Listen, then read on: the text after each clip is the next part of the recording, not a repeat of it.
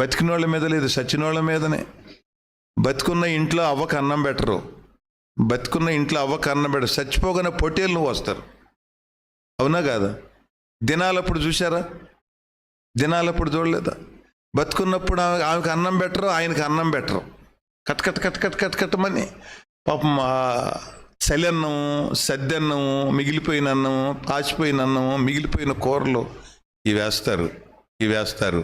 అయితే చనిపోయిన తర్వాత మాత్రం టెంటేసి, అవునా కాదా?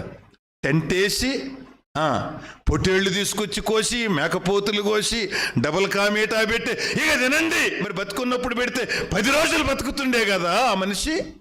బతుకున్నప్పుడు అన్నం పెట్టరు, చనిపోయిన తర్వాత మాత్రం పండగ చేస్తారు.